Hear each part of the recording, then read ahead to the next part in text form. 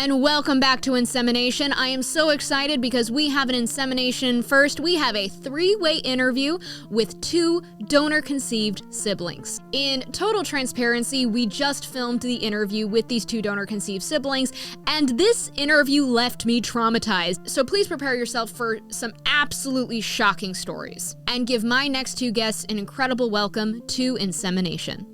Everybody give a big insemination welcome to Anna and Brad. How are we doing today? We're good. Doing well, thank you. I love this. This is our first three-way interview. I am so excited. And obviously you guys are the first donor-conceived siblings I have had on the podcast. And when I've ever hung out with y'all, I swear it's like you act as though you two were raised together. It seems like it, yeah. But like, how long have you actually, like, how long ago did you guys actually meet for the first time?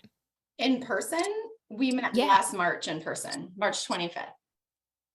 Only a year? Yeah. That's it? It's crazy. Oh my God. How did it feel when you two first met each other? You want to answer that? No, go ahead. So it's funny because I first found out he existed January 13th. And then 2 months later, I find myself driving to Ohio for a different reason to meet up with a friend. And I was like, hey, I'm going to be driving past your city. Do you care if I make a pit stop? And we had never even talked on the phone yet before. So he called me for the first time and we met for the first time on the exact same day. You know, and I feel like I could like, this could be its own topic, this genetic mirroring thing. But meeting Brad for the first time, I mean, it felt like I've known him forever. And I was catching up with a friend. Everything it just felt like I knew him. He felt very familiar to me. Like genetically familiar? We do share the most DNA of any of the siblings. But yeah, I mean, it was easy conversation. We have a ton in common. We're just very similar people. So, you know, it just like, I gave him a hug for the first time and I was like, you just feel like home. You feel so familiar. It was wonderful. Who's the older sibling? You are? I'm the oldest of all of them. You are the oldest of all of them. As So of far. right now, I am the youngest of all of mine. I am the youngest, so we are the bookends. Yep. Yes. We are when our donors supposedly were like, and I'm done. I was the last word. Yeah. I was going through our old conversations because we like kind of pivoted off the group text and we're talking on LinkedIn a little bit. And it's funny because in our first conversation on LinkedIn, he calls himself our donor's final bullet. Nice. It's just very that we funny. know of. That we know of. That we know of. We have a very light sense of humor about this as well. Like Brad will say, I'm really thankful that you're not part of the sample that splashed out of the cup. You know, like Nice. you know, yeah. Yeah, I'm glad you were the one who made it. You didn't end up in a sock. I got in the pipette. Yeah, it was a win. And Brad, what was it like seeing Anna for the first time for you? I mean, I think that genetic mirroring or looking in a mirror is very accurate. She came to my work and, you know, I came out the front door and I saw her getting out of the car and it was like I was looking in a mirror at myself. So, like she said, it felt very much like home. And, you know, it feels like we've known each other forever. It's like having a conversation with myself, which I do frequently. So it's nice to not talk to myself all the time. Yeah. Now, did you two grow up with siblings? Go ahead. Anna, go ahead. I have a raised sister who's 6 years older than me, who found out in my discovery that she's also donor conceived. Different donor because our doctor didn't keep any records at all. Yeah. But why would we do that? Why would we keep records Gosh, when creating sentient human beings? Like that's just a waste. It's so wasteful. waste of paper. Yeah. I will say the infertility industry seems to be they seem to be very environmentally conscious due to the lack of paperwork they like to do. So, I mean, 1 point for them, I guess. Exactly. Okay, so you have one raised sister who is also your half sister who's 6 years older than you, and she also found out she's donor conceived. Mhm. How did you find out you were donor conceived? Me, so Yeah. in 2020, I got really into genealogy because it was 2020 and we were all at home. You had to do something, all I right? had to do something. There's only so much sourdough you can bake. So, oh, that's really funny because that was one of my goals that never came to fruition. I never ended up figuring out how to make bread, but Okay, that's the next Zoom call is you and I will make sourdough together. That will be the next one. wonderful. So I got it really into genealogy. I was digging, and this is actually a notable little piece of our story and our connection is that my mom had always said we have Native American in our family. And, I'm a little bit of a smart ass and I'm digging and digging and digging. And I'm like all the way back into the 1600s. I can't find it anywhere. Oh, shocking. It's not there. Like, Mom, weird. It's here. We are not Native American. It's nowhere. So I ordered an Ancestry DNA kit because of a Black Friday sale, like what all of us seem to do. We order them with Well, yeah, because we love our sibling season. Very famously, for anybody who doesn't know, we in the donor conceived community refer to January and February as sibling season because everybody buys DNA kits due to all the sales in November and December, and basically just gives them out to random people. So in January, February, all donor conceived community is like waiting on pins and needles to be like, oh my God, is this going to be it? Am I going to find more siblings? Yeah. So all right. So you buy which DNA kit did you get? 23andMe or Ancestry? I did Ancestry. So that's also notable for later in the story too. And okay. I told my mom it's not here. So I ordered the kit to prove her wrong. That was the whole point of this because I wanted to prove my mother wrong. Well, you did prove something. I certainly did. And what's interesting? She knew I was ordering it and she didn't say anything. And so on December 20th. I love when parents do that. The parents sort of have two reactions. They're like, you don't need to do that. You don't need to do that. Or they're like, it's no way they're going to find out. No like way. There's no way. There's no way it'll pop up. Those are the two reactions. It's two opposite ends of the pole. Okay. Always. So I had. Oh my God. I had told my dad I was thinking about ordering one to prove Mom wrong. My parents aren't together, and all he said was, "Oh, you don't want to do that," but then never brought it up again. And so, now, for the record, you don't know you're donor conceived at this point. I have no idea at all. How old are you at this point? Oh gosh, 36. 36. You are, Brad, how old were you when you found out that you were donor conceived? I was 20, I was 33. Sorry, I'm looking at my notes. Oh my God. Yeah. No. I mean, we consider like a late discovery, I believe, like anything after the age of like, I want to say it's like 4 or 5 now, to find out when you're in your 30s, like Jesus, like I don't even consider that a late discovery. I don't know. It's a geriatric discovery. It is. It's a geriatric discovery. Thank you. We need that on a t-shirt. Okay. Copyright. That's just no one take that from Brad. Okay. So, all right. Now, we gotta put that on a bell. So okay. So December 20th, I get my results back. Okay. And sure as shit, there's no Native American. I'm Sicilian.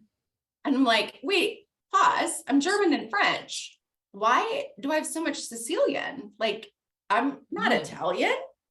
And then I look at my genetic matches and I matched directly to my donor as my father. And so I'm like, the first thing I did was text my doctor and my children's pediatrician and say, these are the results I just got back. Can this be wrong? And they took, a few minutes and responded. They both said the same thing. Anna, it's not wrong. And I'm like, whoa, wait a second. And then I look and I matched to 2 sisters as well. And I'm like, I don't know any of these people. Oh. Okay, so you find half siblings and you're so then when does the connection come? Our connection? Well, when do you realize you're donor conceived? Like when Oh, does that happen? yeah. So I sent my two sisters I matched to, who I had no idea who these people were, messages and just said, this is just what happened to me. I'm trying to understand. They didn't immediately respond. So I found them on Facebook and sent them Facebook messages too, because at this point I'm like, I gotta figure out what's going on. I've always known that I was IVF conceived, but I had no idea because my whole life, the whole story is, Anna, you look like dad's side and your sister looks like Mm, mom's side. So I'm like, mm. what is happening?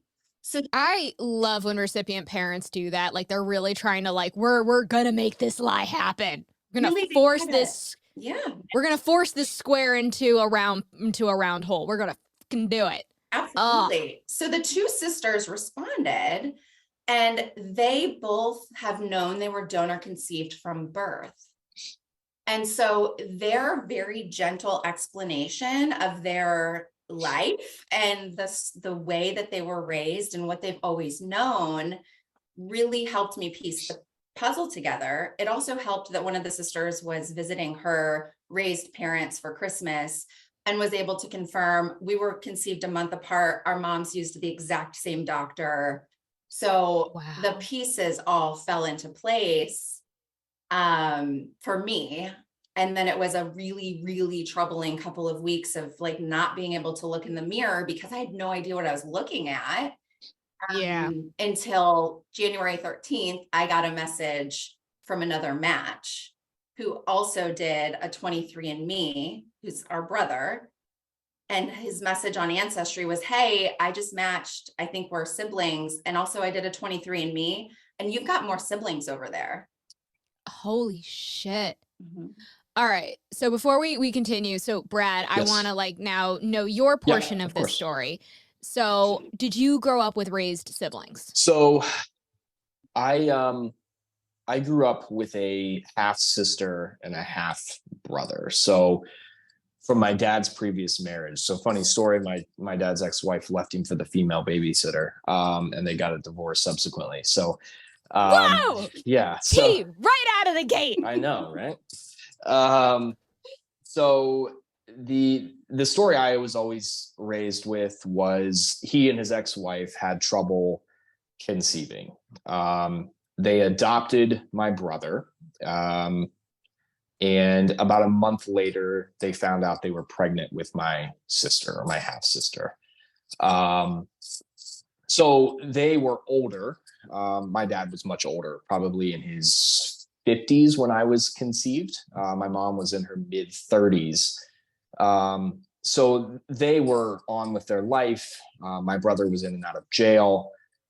So I had a sort of a transient relationship with my brother. A lot of the times it was answering phone calls, collect calls from the jail, and accepting those so that he could talk to myself and my dad. My sister was more involved in my life, but she was living in Colorado. I would see her occasionally, but not a close knit relationship at all. Mm-hmm. So, and okay, come to find out, because they're on my father's side, they're actually not siblings at all. Oh my!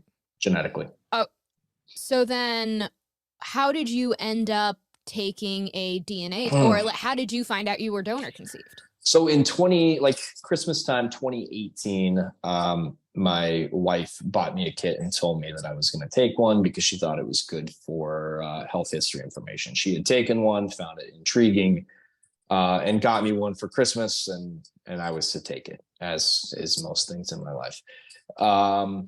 So it took. I do want to take a pause right there. I love your wife's energy. I'm all about that, and that like nagging wife energy of like you're gonna just fucking do that. I so identify with that because I'm the exact same way. But I do want to just highlight to any of our listeners, the commercial DNA tests are not medical grade. If you do want actual like medical history, medical information, you need to go to a genetic counselor. You need to go see a geneticist.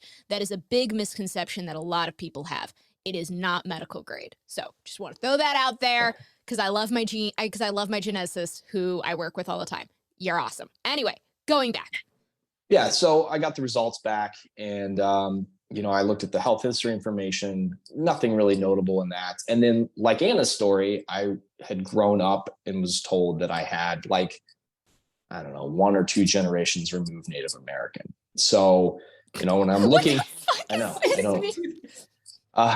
So when I'm looking at the information from genetic origin, there's no Native American. It's really the first thing that I looked at. And I also noticed that I was very Sicilian, which was not something that I had been told. But nothing, I didn't really draw any conclusions from that. I didn't know that there was a family tree portion of 23andMe. So I didn't even look at that. And on August 23rd of 2019, so almost a year later, I'm sitting at work, and 23andMe is linked to my work email for whatever reason. And I got an email that I had a message from a gentleman, and I opened 23andMe, and it said, "Hey, it looks like we're half brothers. Would love to talk more about that." I'm like, what the hell?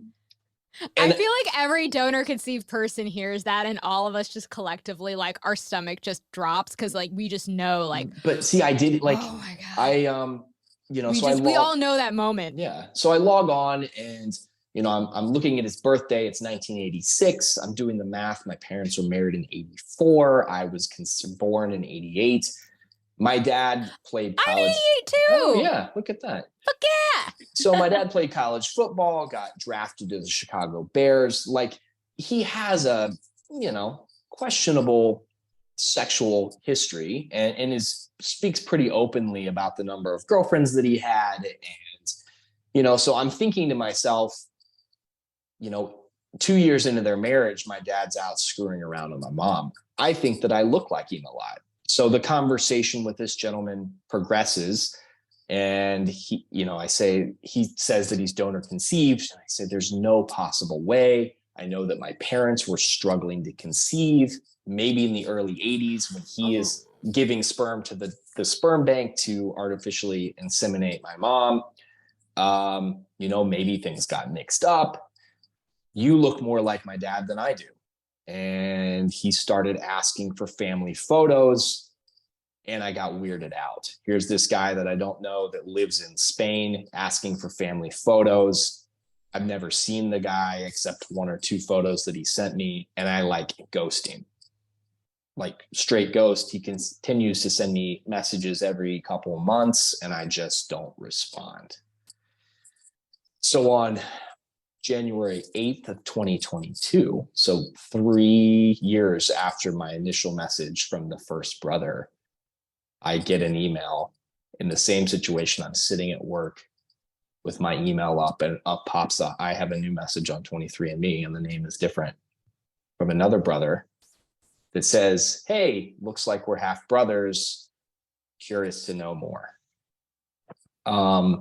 To note that the first brother has known since he was, 15, 16. Anna, correct me if I'm wrong, that he was donor conceived, and I start digging in with his second brother on January 8th of 2022. And he's like, "Hey, I pseudo, I guess, by definition, late discovery. I think that he's known, for the greater portion of his life, but his donor conceived sister, same mother, had done an ancestry and a 23andMe and had found her donor father, which motivated him to take these tests, which linked us. Somewhere between January 8th of 2022 and January 12th, and I'm still running with this narrative that my dad's out messing around with my mom, and now he's done it twice with 2 different women. I sit up in a cold sweat in the middle of the night and kind of say out loud, "Holy shit, my dad's not my dad." So it was sort of like a middle of the night discovery that I'm like finally putting this narrative aside, that that's the truth, and understanding what the truth really was. And it seems, when I look back on it, it seems like what a far-fetched thing for me to think that, that was a higher likelihood or possibility than donor conception. to me. To the point that my wife was like not nice to my dad for several years, thinking, and I hadn't said anything to him. I hadn't said anything to my mom, but running with this narrative that he was out, screwing around on her. I mean, I feel that happens to so many donor conceived people is they first see it and they're like, holy shit, my parents were cheating. Yeah. Oh my God, I discovered an affair. Like that's typically Yeah. a lot of the time the first thought, which is so much, which is like, I would say arguably like so much worse than what the truth is. Yeah. So, Scott, I don't know if I should say his name. That brother was the one that had done 23andMe and Ancestry. And on January 12th, I got a message, and he's on California time. I got a message at like midnight. And I think at that point it was a text. And he said, hey, Ancestry results are back in. We have 3 sisters and a brother on Ancestry as well. Oh my God. So that's where, the connection with Anna and the rest of the siblings came from was there. And had he not done an Ancestry, we would have never known that the other party existed. So how many siblings right now do you currently have in your pod? We have 8, and we have a 9th that has vanished. They were the donor did an Ancestry, but doesn't want contacted, and Anna can go into more on that. Why he spit in a tube, but doesn't want to be found is beyond me. That does not make any sense to me. Is No. like when donors do that, and I think it's a power play. He seems like a real gem of a human. So, so many of the donors do. I mean, it's like some donors are. I've spoken to many donors who are genuinely delightful human beings, but a lot of the donors are just like, how are just like. I think it's how did you pass the like I'm yeah, so I don't want to. No, we're gonna scratch that. Yeah, Laura, to finish Laura, that, make though, a note. the Laura, yeah. To finish that, the first person that reached out to the donor, and I believe at that time the donor was managing his own profile, but now his wife is. Per his wife's conversation with Anna, who is the only person she has been open with, the conversation didn't go well. So I'm assuming that person has blocked all of their matches and has vanished. They are nowhere to be found. So there is a 9th out there somewhere. We don't know who it is. Okay. Now, what state did your donor donate in? And if you feel comfortable saying the city, I'd love the city as well. Yeah. You're fine with that, Brad? No, I don't care. Yeah. Okay. So Columbus, Ohio, is where he donated, and was from what Frequent years? flyer. So it's interesting because in my conversations with his wife, and she's been oddly very kind to me. She blocked 2 of our brothers who reached out to her almost immediately, but she's kept an open line of communication with me, which I'm thankful for because, again, we'll get to it, but that health history, updates in health history is so important to us. And so it's crucial. It's literally that's a life-saving information. It's all that we want. So, Brad and I have this conversation, I think fairly regularly, that it just maintaining some kind of open communication with her and that relationship is so important because she's really the only living person willing to communicate with us that has answers. Well, and that's rare for the donor's wife because typically most of the time the donor's wife is, or I should say the donor's partner, is typically the one who is not comfortable with the donor communicating with the donor conceived children and ends up actually squashing the relationships that are starting to, I would say, grow. That's what we have seen a lot in the donor conceived community. There are many donor conceived children who have found their donors. The donor seems to really want to have a relationship or have a line of communication. The partner had no idea they were donating and basically is like, no, you're not allowed to talk to the donor conceived, and just completely blocks it, which is horrific because that, as we very well know, that line of communication can be life-saving in terms of medical history. And so losing that is like, it can be very scary and it can be very terrifying. So I'm so thrilled that she is stepping up in a way that her husband is not. Yeah. So she had told me she thought he only donated a handful of times as a favor to the doctor. So I sent her a list of all of our birthdays in case she needed. I know, a handful has a couple innuendos right there. But we know that he donated between 1984 and 1988. There's 3 of us in 85. Our donors have very similar timelines. Oh yeah. Actually, kind of I know we're not related. I know we're not related, but it actually is very similar timelines. Yeah, this was a hot bunch of years. Hot timeline to have a side hustle. One of our sisters jokes, because our donor was a fireman, and one of our sister jokes that they must have had better girly magazines at the doctor's offices than the firehouse. I mean, he apparently knew how to use his hose in more ways than one. Yes. So,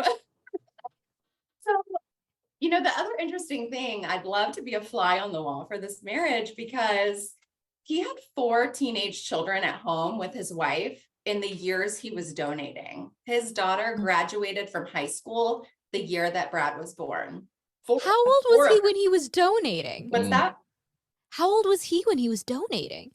So he's in his 70s now. I think they must have had children pretty young, but yeah, I think he's 72 or 73 now. And I was looking back, I mean, his wife gave me the ages of their grandchildren, and they're in their teens and 20s. So if he's in his 70s now, he was donating then in his 40s? Yeah. Mathematically, yeah. That's older for a donor. Typically they don't use donors in their 40s. That makes I know all laws there are no laws with this, and I know that all rules with donor conception are out the window, but you never really hear of donors being 40 years old. That is interesting. Late 30s, early 40s, which makes me nervous to think that maybe he was donating more than the 5 years that we know of. And there's weird gaps in the timeline. There's no one in 87. And one in 86. I'm like, where are these people? They're out there. I'm certain they're out there. Who knows? Maybe they also think that they're part Native American as well. Now, do you both, and I don't want to say this publicly, do you both have your donor number? Was that something you were able to get your hands on? He was never assigned a donor number. Okay. Yeah. I mean, most people, I don't have a donor number. I think a lot of donor conceived people within like the 80s or conceived earlier, like we don't have a donor number. Were you able to track down any kind of donor profile, any kind of like what was put on the medical history or anything like that? No. So one of our sister's moms actually still has her notes from when she was going through all of this, the one who knew from birth that she was donor conceived. And all my mom and her mom were told was that the donor was 5'10", had a college education, and was either a police officer, firefighter, or med student. That's okay. All that they knew, which he's not 5'10". He didn't have a college education at that time, but he was a firefighter. I gotta say though, police officer, firefighter, or med student, those are 3 very different jobs. I guess if you're looking for sperm, a firehouse is a good place to recruit. Yeah, I mean, they're spraying houses, so why not spray you as well? So and we know that one of his colleagues, that was for you, Brad. Thank you. We know that one of his colleagues donated with him. Oh, he had a buddy. It was a buddy system. Worse. How nice. It gets worse? It gets worse. Brad, do you want to tell this? Did they help each what? How does it get worse? So the brother that Did they share a cup? well, they walked down together. So the brother. I just had an image of them holding hands and skipping to the sperm bank. Oh my They God. needed Okay. Natty Light money for that Friday night. Yeah, I mean, I assume. I mean, my donor is a Orthodox Rabbi Moyle, so I assume he needed like Manischewitz money. Yeah, so the brother that connected Anna and I, whose sister found the donor father, when we started to piece the puzzle pieces together, our donor and her donor are friends on Facebook. They worked at the same firehouse, and she came. So we had a meetup with all 8 of our siblings. We have people from a gentleman from Spain, California, Louisiana, Virginia, Ohio, and he brought his donor conceived sister with him because he was coming from California. And we were sitting around the table talking about timelines and the fact that her donor and our donor were buddies, and she and I were comparing birthdays, and she was born 2 days before me. Same year, 2 days before me. So, I mean, mathematically, it's like they maybe ride shared to the fire station or skip down the sidewalk together and donated together. Bro, let's get matching tattoos and donate our sperm. Yeah. The fact that we're still Facebook friends, it just cracks me up. Like, what an interesting bonding activity. Okay. All right. So I love this. All right. Were your parents told any health information about your donor? None at all. What have you discovered? I mean, because we're all in our 30s. We're all in our fucking 30s. We're all in our 30s. What did your donor's wife tell you in terms of medical information? Can I interject really quick? My mom didn't know that a donor was used. We'll get to that. Wait, no, we're not going to get to that. Okay. We're going to talk about that right now. All right. We're going to talk about that right now. Okay. Sorry. No. We're not. That's a show-stopping. That in terms of Broadway, that's called an 11 o'clock number right there. No. We're going to talk about this. What? So I have discovered this in the last month.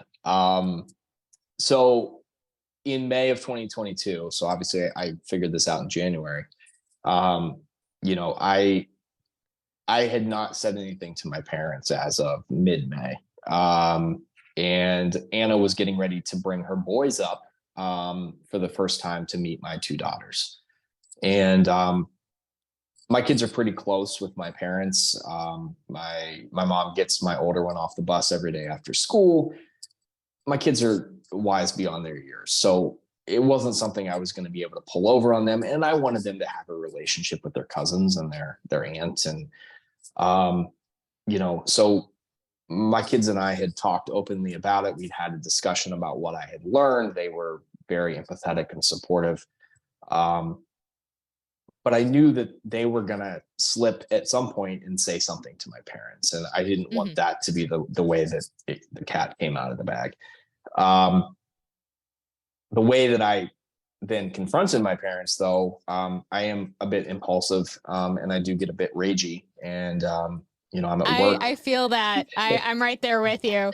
So yeah, I don't. Impulse control is not something I have. Yeah. So I was at work, and I had a surgeon coming in to work with me. And this is like an hour before the doctor gets here, and I just had this moment of rage, and I'm like, I'm just going to do it. And I think I texted Anna and said, hey, I'm going to be offline for probably an hour with communication. I'm going to go out and call my dad. So I went out and rolled the windows down in the car and sat in the car, and I called him and said hey, I know what you know.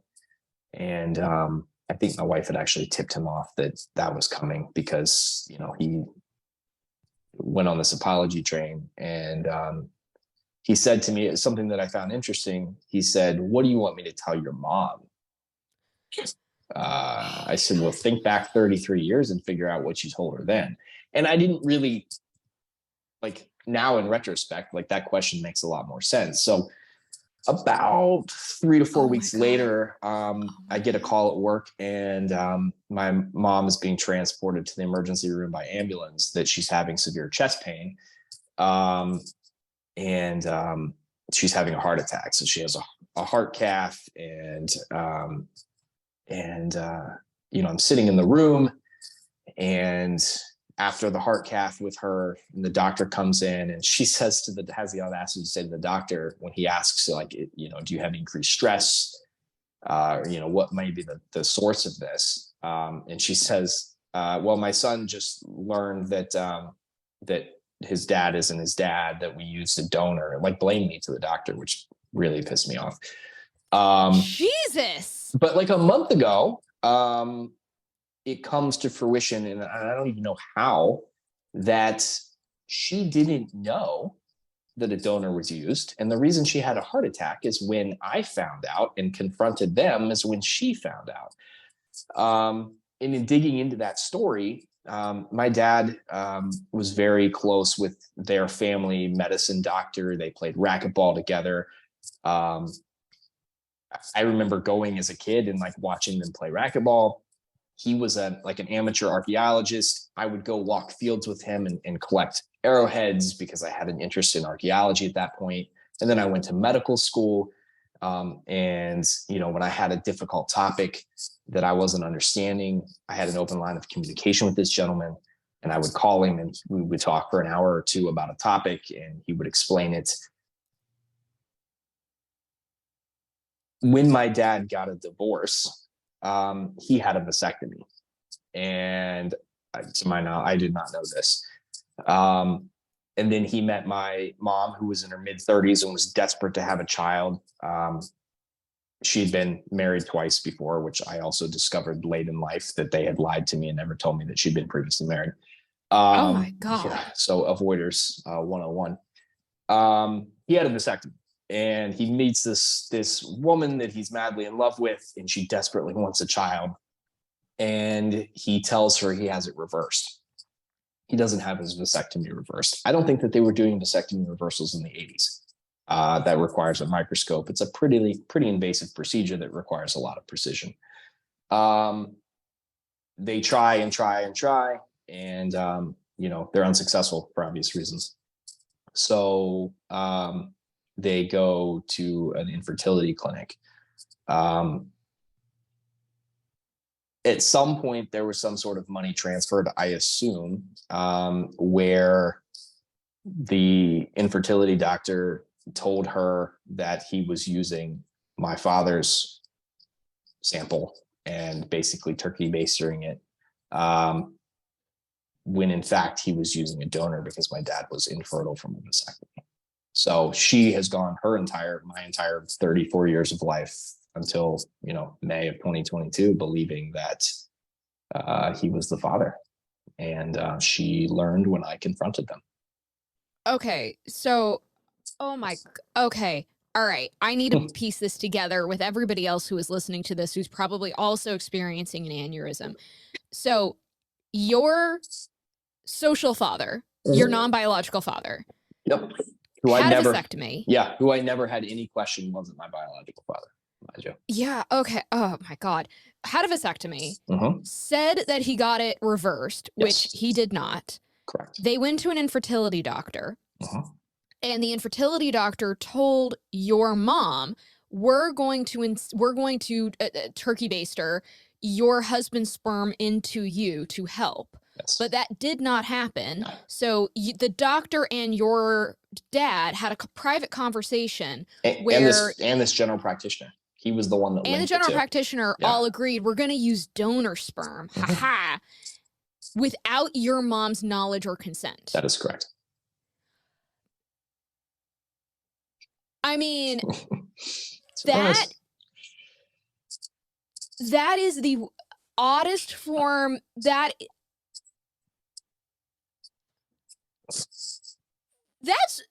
fertility fraud. It is. That is 100%. Which is funny because I met you and Jacoba at the Capitol with Anna to support the House bill for fertility fraud, and at that point I didn't know that information. And so you're listening to this going like, oh man, this situation is horrible. Yeah, I'm here for support. And then subsequently realizing that you very much affected me. Yeah. And that is, it's really unfortunate that the fertility doctor is dead because I would love to confront him. Oh, yes. I mean, that is nasty. Oh my God. Okay, Yes. well, so the OB didn't know, the pediatrician didn't know. So, because no one knew. How was your mom? We've never directly talked about it. She is still avoiding the topic.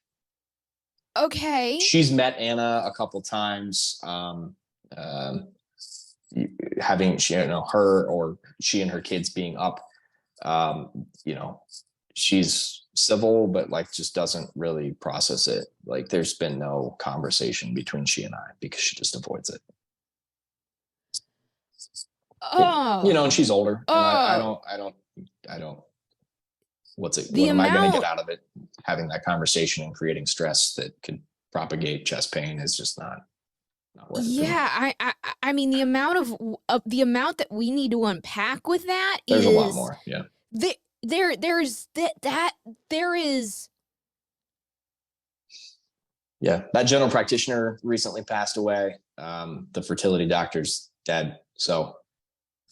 Oh my God. I don't have anybody to confront or to ask about that besides my father, who your dad definitely has some responsibility with this one. I would say you're definitely your dad. The fact that he okayed this without your mother's knowledge is and I am so sorry if this is out of line, but is exceptionally despicable. It is. I mean, I'm sorry. My brain is right now on Frozen. It is just overwhelmed at the moment with just. Did you guys see the movie Clue? No. Ah, what? Sorry. I told you Classic. Pop culture. Tim Curry, Madeline Kahn, go watch it. It's fabulous. Anyway, you're gonna watch it, and then for anyone who has watched Clue, the moment with Madeline Kahn, just flames. That's just what I'm feeling right now. For any of you guys who get that, you guys are gonna watch that movie and you're gonna go, "Oh shit, this is hysterical," and now I understand what Laura was going through.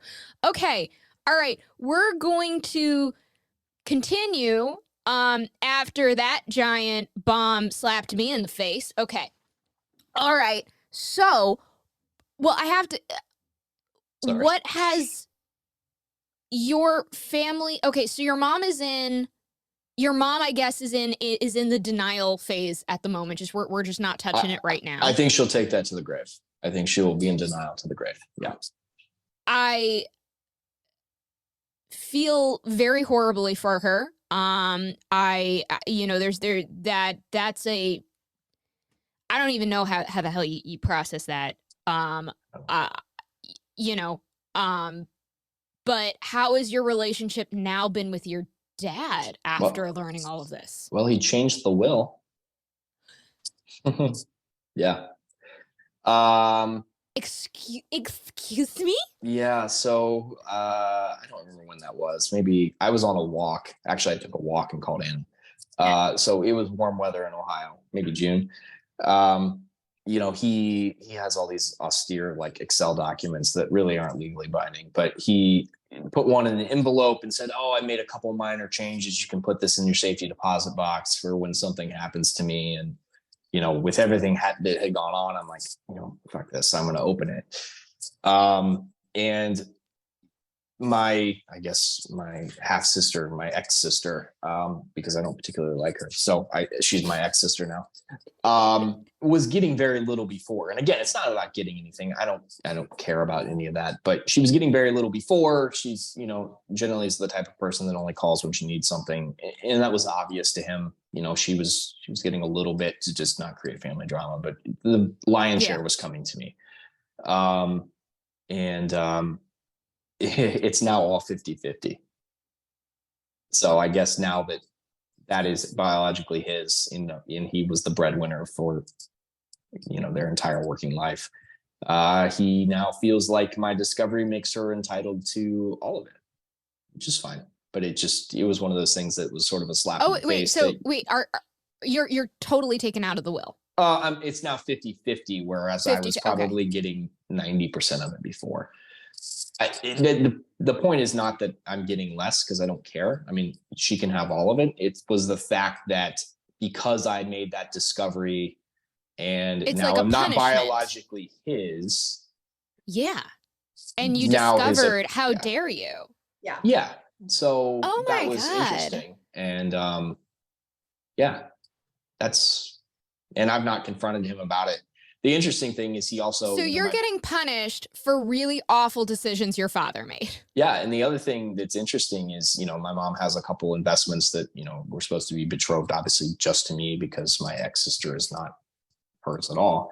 And all of those investments are now 50-50 as well. That's something I need to talk to her about because I don't think that she knows that those changes have been made. And I don't think she would be happy. Yeah. So well, I know a dad who's not getting a Father's Day present this year. He didn't. He did not. Yeah, I'm sorry, Pops. Yeah. So yeah, that was a kind of a slap I in the mean, face. I feel like we should mirror that and be like, you get half of a present. I give you half of a mug. That's it now. You get half of a fucking tie, fucker. Yeah. Oh my God. Okay. Yeah, I mean, all right, if that's how we're gonna play it. Yeah, so we can fucking answer your relationship question. Besides that, I mean, I feel like the relationship has become even more transactional. I mean, one of the things the first thing I said when I called him in the car in May was, before I said like, hey, I know what you know, was preface that this doesn't change anything. You're still my dad. So it wasn't like I was, I really wasn't a dick about it, but obviously that changes things. There are so many, I mean, honestly, with so many donor conceived people, even donor conceived people who have, I'm going to say, complicated relationships with their social father or their social mom or social parent, they always preface it with like, I love you. You are my parent. Like this is it. And that donor conceived people, I have found by and large are so conscious and so, I would say, aware of ensuring their parents' comfortability, which I'm like, parents, you were the ones who made the fucking decision. Yet why is your child actively doing more of the work to ensure that you are comfortable versus them? And I see that time and time again, and it drives me absolutely fucking bonkers. But then donor conceived people are labeled as too angry, too emotional. It's fucking psychotic. And I can't get over the fact that your dad actively made all of these decisions, actively made all of these, yet is punishing you for discovering the decisions that he made that directly affect your life and your mom. Oh my God. Oh, but okay. So, as speaking to somebody who also has impulsive rage issues, yo, if you want to like start planning some shit, we can plan some fucking shit. All right. We can, I mean, Carmen's a bitch. It'll catch up. It's fine. I mean, I think we need some glitter bomb packages. Yeah. We need some fireworks. I think this is going to be, let's prank this up. We're going to have some fun here. When we went to the summit in Louisville, Laura, I found like axe throwing, and this axe throwing place has a rage room where you just go in and like, yes. And I was like, do you want to go? Do you want to go to the rage room? We could just break shit. We opted for really good sushi instead, but solid decision. I mean, yeah, I will have to say I will almost always pick the really good sushi over that. But okay, all right. As we're all sort of like, everybody's like, synapses are misfiring in about 1,000 different directions after hearing that story.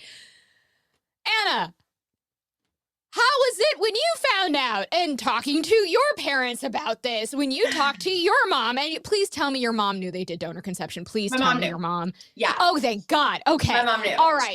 Yeah. All right. We got one thing. I've got one thing to hold on to. Okay. So your mom knew. And so how has it been talking to your parents about the fact that you have now found out that you're donor conceived? Yeah, so my relationship with my mom has always been a little strained. We have a very transactional, kind of like a business relationship. That's always what we like to hear from a parent and child. That's always good. That's a sign of a good relation. Okay. Yeah. All right. I knew. I mean, that's how your life started out. You were a transaction. You're right. I started out as a business venture for Yes. all Yep. parties involved. Yeah.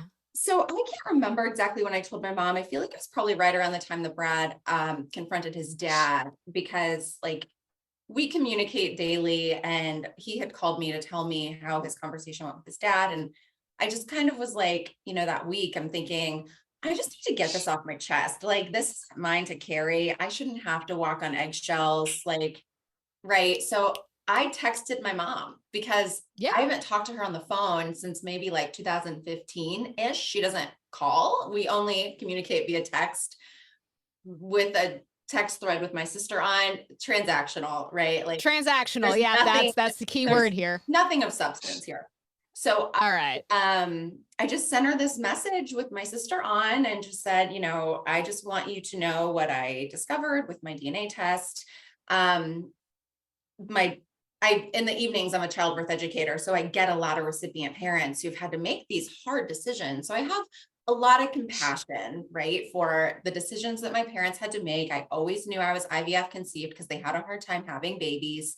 My dad had bumps when he was little. It impacted his fertility. I assumed they just fished out the best ones in the IVF process.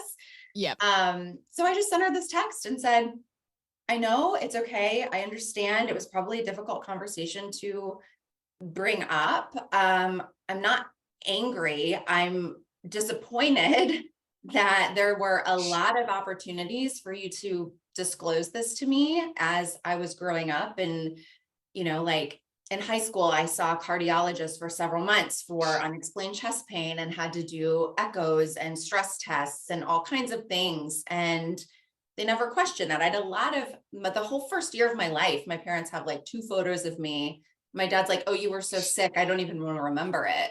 We didn't take pictures because it was horrible. And so thanks, Dad. I know, right? So the shit parents say every once in a while, I'm like, is there, I mean, I don't have filters. I don't, but I'm like, I at least have that fucking filter there. Yeah.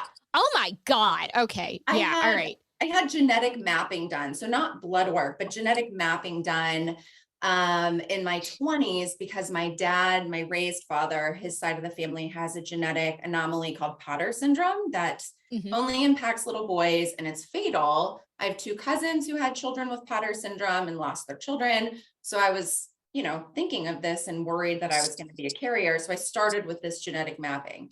They knew that I was doing that. I didn't have to carry that fear. I didn't have to pay for that genetic mapping because I'm not kids. So I just, said, I'm disappointed that I falsely used the wrong health history my entire life. Yeah. I found out they never told my pediatrician. They never told their OB. They never told anyone in their lives ever. It was, they knew, and the fertility doctor knew, and that was it. And so, as a parent, I'm thinking, I would want my child's pediatrician to know this information in case things come up. Yeah. For preventive testing, for, it's going to impact the course of treatment if we don't know 50% of your health history. Yeah, I mean, so many people I don't think really understand how health history works, because I think whenever I talk about the lack of medical history that donor conceived people have, and of course adoptees as well, people are like, well, nobody really knows what their medical history is. And I'm like, yo, would you know if your mom had fucking breast cancer? And I'm like, yeah. I'm like, that's fucking medical history. Yeah, that's medical history. And if you know that your mom had breast cancer, or you had like a close relative had breast cancer, that typically tells doctors that you need to start getting mammograms earlier. Yeah. And same thing with like heart disease or any kind of cardiovascular events. They'll look at those numbers relating to your heart a lot differently. Yeah. And it's absolutely. like people don't understand. Like they think it's like, oh, well, not everybody knows what all their genetic markers mean. I'm like, I'm not fucking talking about that, Barbara. Right. Huh. And well, and the funny thing is, a lot of people don't think about the fact that a lot of people have the option to ask a family member, Mhm. oh, hey, I'm having these tests done. Did we ever have XYZ? Do you ever know? And we don't have that option. Yeah. I just had some tests done. I was just referred to a high risk breast clinic, and they're like, we really need a thorough medical history. And I'm like, I don't know what you want me to tell you. Yeah. I don't have one. They're like, well, it's really important. I'm aware that it's very important. I'm aware that it is important. Thank you. I don't have the option to know the questions you're asking me. This wasn't my choice, okay? Yeah. This was all contractually designed before I was fucking conceived. Exactly. There's an entire industry blocking me from my fucking medical history. Exactly. Thank you. So my mom's response. Would you like to go call the clinic? Because you can. Well, you can't, because it doesn't. No, it doesn't exist anymore. My Oh, that's donor right. Your donated clinic doesn't directly to exist. the doctor. He didn't use a bank for the first part of our conception. So we just don't have anything. So my sister responded with, I don't want to know anything. Was how the text she responded. I don't know anything. Right? Yeah, that does see. It's either donor conceived people sort of fall in like one or two paths.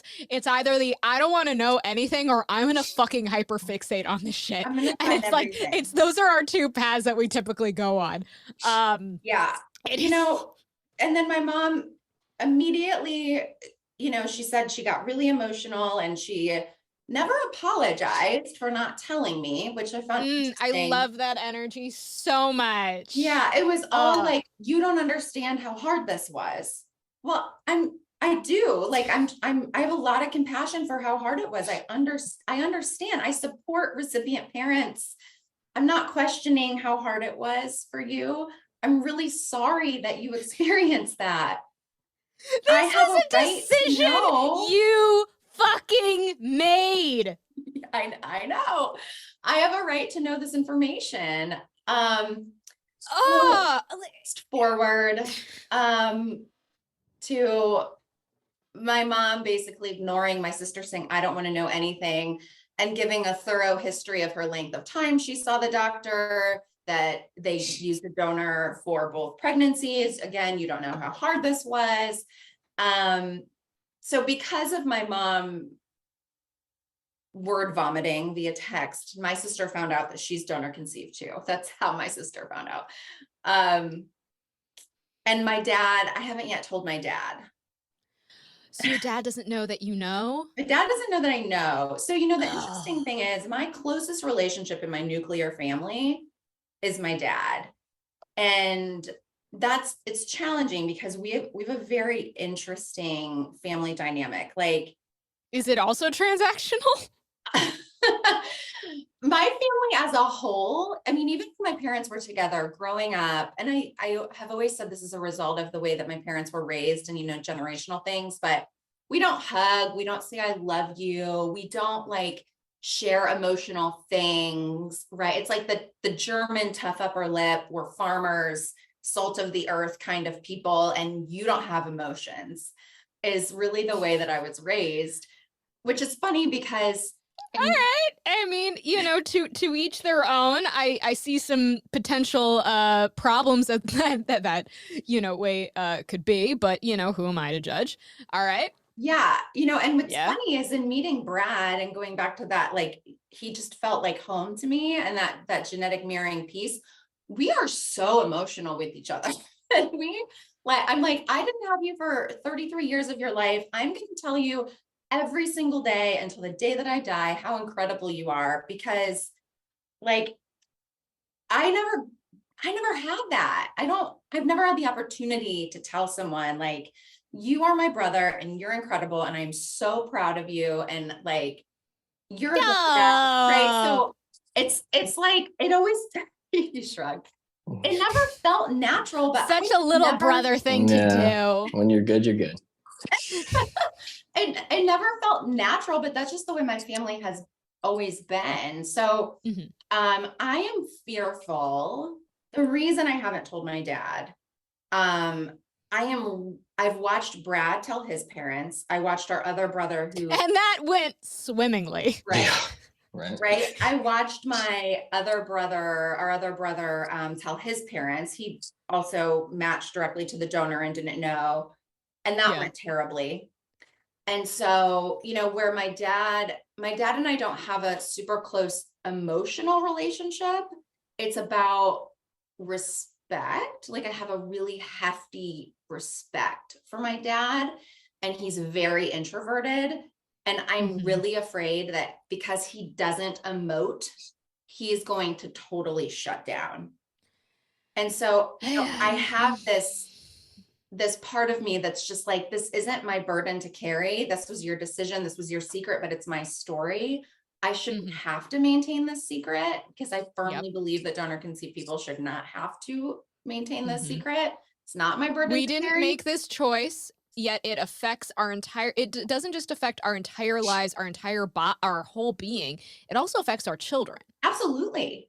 Yeah. Get And so, get if this. I He's knew, met me. what's that? He's I met said, get this. He's met me. Oh yeah. Yeah. Yeah. What did you say? Like how did you introduce Brad? Be like, "Hey, this person who I look exactly like and we have an incredible familial relationship. This is just my friend." Like, how did you do this? So he came to, And all of your children calling him Uncle Brad? they Like, did actually, like, the whole time, because they adore Uncle Brad. So he and his daughter came to an amusement park with me and two of my sons and my raised sister. My raised sister has met Brad, and my dad. And it's so, that goes back to telling my dad. It's so important to me that my dad know that I have Brad. Like, if I knew that the conversation could be open and shut and just like, hey, I know what you know, and it's okay, I'm not upset. I understand that had to be a really difficult thing to be told that you are infertile and you can't have children. Like, thank you for making hard decisions. Wish you would have told me. It's cool. You don't have to carry that secret anymore. Like, I want him to be able to take that off his shoulders. yeah. And I also want him to know, like, I gained a best friend out of this. I gained a brother who's going to have me for the rest of my life. Yeah. You. You. All right. We're talking about you. Got it. All right. I mean, like, if someone's going to show up for you, it's going to be Brad. Like, if something terrible happens, I have absolutely no question. Brad's going to be in his car. He's going to be driving 6.5 hours. He's going to show up. I actually changed my advance directive to make Brad a decision maker on my life. Like, he has equal decision rights. Like, I want my dad to know that I'm going to be fine and it is okay. And I've got this person. But anyways, they met, and I used his daughter as Landon's friend. My oldest son and his daughter are very close in age. They actually look very similar. They could be siblings. And I just said, I told Landon he could choose a friend to come for his birthday to the amusement park, and he chose her. So this is her dad. Nice to meet you. And they spent the day together at this amusement park. I just have to get enough, like, courage muscle to have that conversation, because once it's said, it can't be unsaid. So I'm just really, really thinking that through with my dad's feelings in mind, which is a hard place to be sitting. Unfortunately, I will say that the position that you're in is one that is so common for donor conceived people. The amount of donor conceived people who actively go into the chat rooms, go to DCC support, to just genuinely go, how do I tell my parents I know? And some people wait years and years, or some of them just never even tell their parents that they know. Yeah. And it's a horrific situation that donor conceived people find themselves in. And so just please know, and for any of the donor conceived people who are listening who are in a similar situation as Anna, just know that you're not alone. This is such a common experience. And it is very important, in my opinion, that more donor conceived people find each other. so that we can talk about these situations, so we can understand and be there for each other, because it is a unique experience. And it's also why parents, get your fucking act together and tell your goddamn kids. They're gonna know. I want to say a few weeks ago, I got a question. And I feel like you guys are two of the best examples to talk about this I got a question saying, my wife and I are planning to use donor conception. Do we really need to ever tell our kids? Like, we Yes. never were planning on telling them. Yes. And what's funny, Laura, Brad and I, when we first started talking, meeting your siblings, I equate to kind of like speed dating, because you end up, at least we ended up sharing really deeply personal things very fast. Like, once you get past we have the same temporal vein and that's cool, and our feet look the same. And it's such a specific fucking thing. We share veins. We do. It's true. We do. When we smile, the same vein sticks out in the same spot on our heads. Like, Same droopy eye. we have the exact same droopy eye. Like, we both have eye bags. I mean, I was going to have some of this stuff. I was like going to get injections to fix my eye bags. And then I saw Brad and I'm like, love eye bags. We have the same bags. Like, yay. I love my eye bags now because I see them too. I love that so much. Yes, team eye bags. Yes. Make that a shirt too. Once you put that on a shirt as well. Yep. Yeah. Team eye bags. Yeah. Once you get past all the like surface level ways we're similar, we start to talk about some really, deep stuff. I don't even remember where I was going. Oh, I remember where I was going. Some deep, like, philosophical stuff. And we both said, I know this is common among the donor conceived community, but like, we always kind of knew something was off. We never really, it's not that we were suspecting we were donor conceived, but something just felt off. We didn't feel like we fit. We actually both used the same terminology, that we felt like we were kind of leaving something out in the universe. Something felt undone, not quite finished. Like, what is out there for me? And I felt that my whole life. And, Brad said the same thing, and I don't feel that anymore. So it's kind of like we mutually felt this vacancy. Like, we knew all along that we had some link out there, and yes, of course, this discovery is super traumatic and it's wild and it's a journey, but it also kind of fills in the rest of the puzzle. The uncertainties, the complications, the things that never really made sense fall into place. And I know that that's not the same for everybody, but I think that, Brad, I don't want to speak for you, but I think that's been our experience in building our relationship. That it just, a lot of stuff makes sense now. What would you guys, because again, I get a lot of questions, and this always relates to sibling pods and being able to know, who your siblings are. And a big comment that I get a lot is, why do you care? Why would people care about these quote unquote siblings? They're not your siblings. You just share a little bit of genetics with each other. You weren't raised together. Why are these people important to you? And I get that comment all the time of like, why should donor conceived siblings know who each other are? And I'd love to talk about that with you guys. I mean, there's the obvious, like, we don't want to have accidental incest. Let's, as I always say, let's turn down that banjo music a little bit. But for you guys, like, why do you think it's important for donor conceived siblings to have the option to know who each other are? Do you want to take that? No, go ahead. Go ahead. I'll play off of it. For me, I think it's so different for everyone. And I think even within our own pod, you would get a different answer if you asked all of us the same question. Yeah. I have, in this discovery, hindsight being 2020, really found that my entire life, I was trying to genetic mirror with people.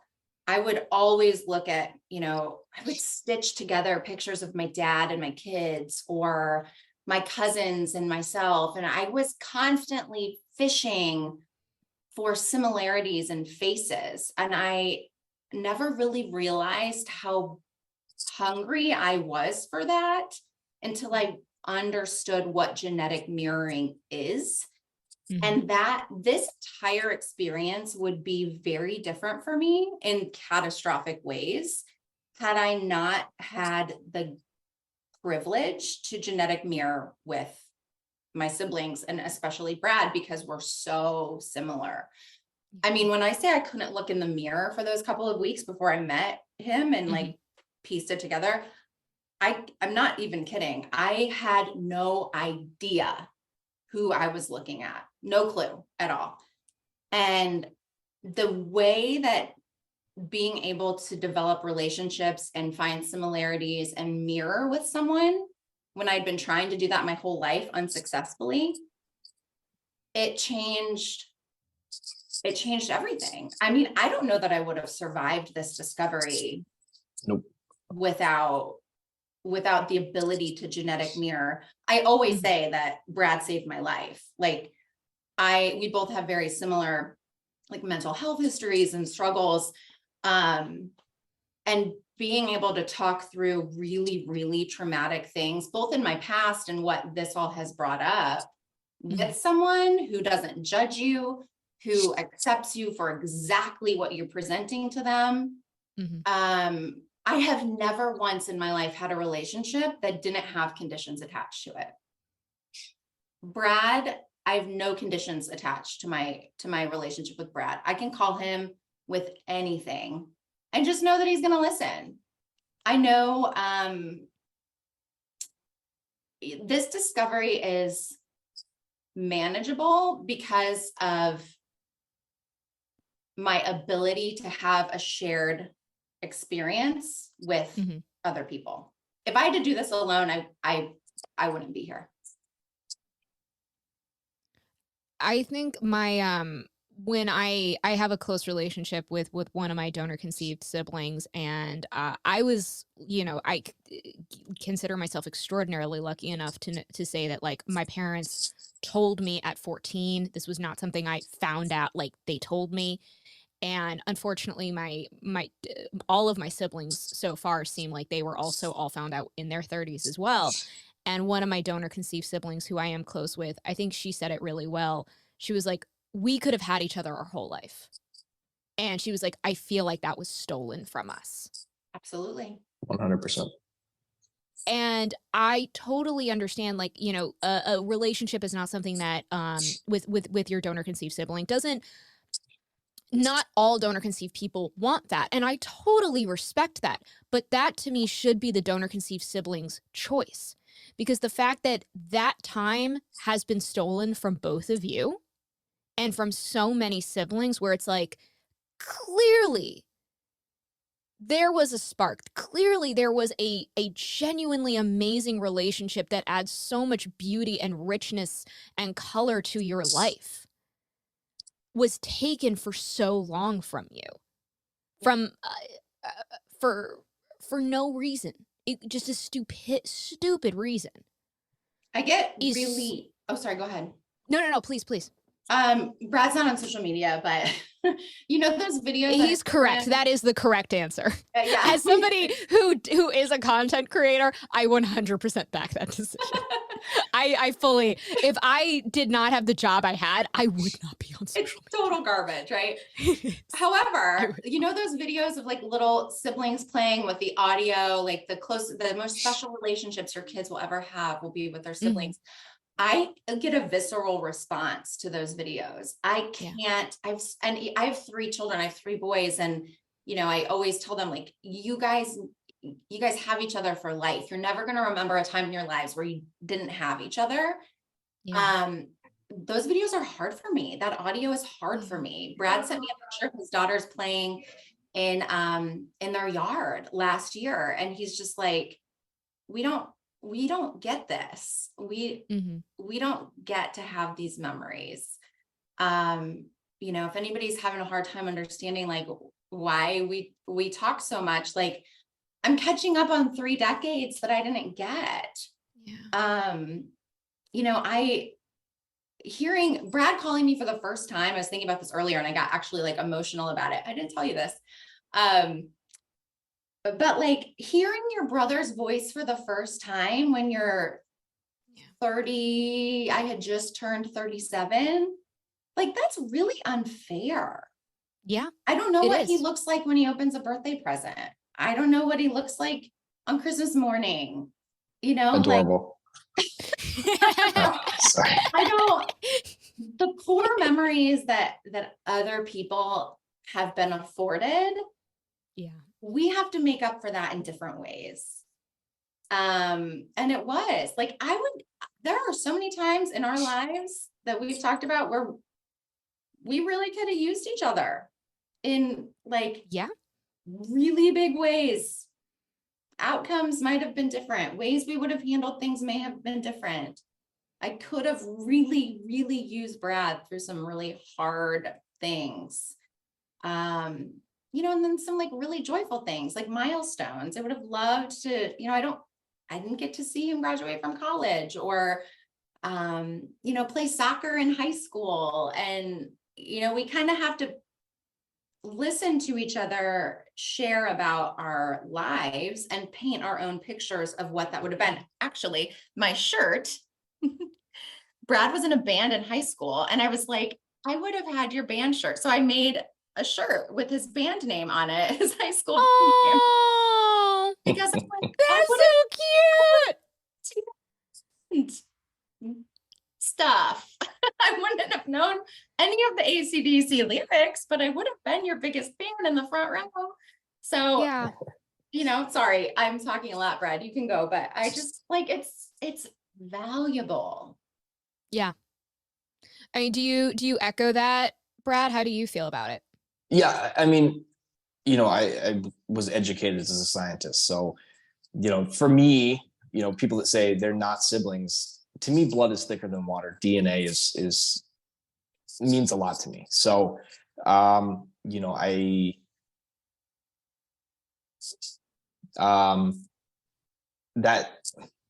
I think that it's unfair to say that just because you weren't raised with him doesn't make them a sibling.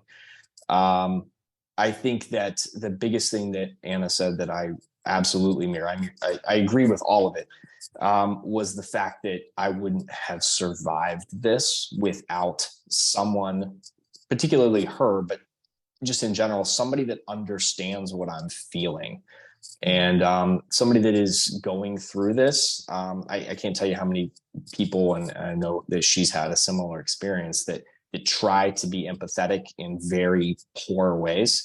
Mhm. That had I not had her, and with my, you know, history of depression and anxiety, and the fact that it flared up dramatically over the last, you know, 12 to 14 months as I was dealing with all this and continue to process it. Yeah. I don't think I would be alive had that ancestry kit not matched the two of us. And I think that donor siblings having the opportunity to have shared experiences simultaneously is paramount to people coming out of this without having long-term psychological effects. You know, or, you know, with the state of depression and mental health in the United States, like That's a different a big podcast. deal. Yeah. Yeah, I think that somebody needs, you shouldn't have to do this alone. And having the opportunity to know those people and share similar experiences, I think is essential. I could not agree more. And to me, it's like, you know, it has to be, it's something where it should be the child, it should be the donor conceived person's choice. This should not be a choice that is taken away from them. I remember the first time I spoke to my sister, and she has a Southern accent, but even though she has a Southern accent, her voice timbre, her quality, I picked up the phone and I was like, oh my God, it's me. her voice was exactly, it was the same pitch as mine. The way I listened to how her anxiety manifested and how she was getting angry. And I was like sitting there actually smiling because I was like, holy shit, that's me. She was, you know, getting herself up and it was, she was explaining what she was feeling and how she was processing. And I was like, this is how I process my anxiety. This is how I process my anger. And I was hearing it exactly the way I do it for the very first time. And I was like, motherfucker, are you fucking shitting me? I'm very jealous because she has beautiful red hair, which I do not have. And I'm so jealous of her because I always wanted red hair. But yeah, no, it was incredible listening to that for the first time. I have not had the privilege yet of, we've not been able to meet. Hopefully we can have that happen soon, but it is an incredible reaction when you do have that spark immediately with a sibling that you've not had your whole life, and then suddenly it's boom, it's fucking there. Yeah. And Incredible. I can't explain it. It's just a gut check immediately. Yeah, absolutely. I was having surgery last May. You know, it's funny how you run into people who are impacted by this, but don't want to talk about it or, you know, keep it a secret. And, you know, I don't do well with anesthesia, and Brad was worried about me going into surgery. We'd only known each other a couple months, but he was a nervous wreck. It was very sweet. So I'm texting him as they're prepping me for surgery. And I'm talking to this nurse who's prepping me about, you know, my discovery. It was only a couple months old, and meeting Brad and what it was like. And she says to me, I am so glad that you're telling me about this, because we actually used a donor for our daughter. Her husband has, I don't even remember at this point, cystic fibrosis. And so they were wanting to avoid their child having cystic fibrosis. So they made the decision to use a donor. Her daughter was in her teens and starting to get curious about siblings. And they were really hesitant and nervous about her reaching out, and mostly disappointment, like either not matching to anybody or siblings who aren't interested. But she said, your story makes me feel like this is going to be okay. So thank you. I feel okay encouraging her to make those connections. And we have come to our time in the show where I'm going to say, I cannot thank you guys enough for both of you coming on. This was such a treat, and I'm so glad that I was able to connect with you guys in Washington, DC. It's been so awesome getting to know you guys. And in case anybody listening to this is thinking, oh shit, I might be related to one of you guys, I might be to both of you. I might be part of that sibling pod. They can, you both are on Ancestry and 23andMe. That's how they can connect to your pod. No, Fantastic. 23andMe, yep. 23andMe. Okay, fantastic. And then I also want to remind everybody, in light of the bomb that Brad just dropped on everybody, the fertility fraud legislation is getting voted on federally. And so what we need everybody to do, the fertility fraud legislation would make it illegal for a doctor to switch out the chosen donor DNA for their own or any other DNA that they feel like. So please call your fucking legislature. I'm fine. And tell them that you support HR 451, the federal fertility fraud legislation. So please call your local legislature. Also, right now, we are very excited to announce that the Donor Conceived Persons Protection Act has also right now is in the New York State Health Committee. Basically, the Donor Conceived Persons Protection Act would require clinics and banks to verify the medical history that a donor hands in. So please contact New York State and tell them you do not have to live in New York State, but especially if you live in New York State, we need you to contact your legislature and tell them that you support the Donor Conceived Persons Protection Act, which is Bill 2122. Right now, it is in the Health Committee. So please tell them that you want to see that go to the floor and that you support that, because if that is passed, that sets a huge precedent for the rest of the country. please, there's more information about that on both my Instagram and my TikTok if you want to learn more. There's also on my Instagram and on my TikTok, there are specific email addresses to contact. I will list the email addresses in the caption for this episode, so you can just copy and paste that. But thank you both so much for coming on. I appreciate it so much. And if anybody can take anything away from this episode, please tell your fucking kids that they're donor conceived and let them have relationships with their siblings. Foster that. You can either obviously put your kids on on the donor sibling registry. And, and then obviously there are commercial DNA testing, but donor sibling registry is probably, if your child is under 18, that's probably the way to go. There's also a lot of the banks and the clinics have their own private donor sibling registry that you can also log your children onto. So that way you can connect with the siblings. And yeah. All right. I really regret interviewing you guys at 11:38 a.m. because all I want to do now is just drink after. I kept turning to my coffee mug going like, there's going to be whiskey in here at some point, right? There's going to be fucking whiskey, and there's not. There isn't. And I have to wait many hours until it is socially acceptable for me to drink at this moment. So thank you both for that. But very much thank you guys for sharing as much as you did. I wish both of you nothing but luck with, obviously, Anna, you telling your dad. I just, my full heart is with you. And Brad, I don't know what I wish for you. I guess I wish chaos. I wish chaos and mischief and just all of the pranks, all of the creativity to just descend. I don't wish harm on, like, here's the thing. I don't wish harm, but I really just want your dad to lose his keys indefinitely right now. It's fine. I don't want any day to be easy on him. It's not. I really don't until there is some fucking accountability here. I want his pillow I want him to never feel the cool side of the pillow ever. And if you ever need just a creative outlet for pranks, we can talk because Perfect. Holy shit. It's fine. I'm fine. Everything is okay. Okay. We're all okay. We're all fine. This is fine. Please follow me on all social media at Laura High Five on TikTok, on Instagram. You can watch this whole episode and watch my face literally fall on the fucking floor on YouTube. The whole episode is there.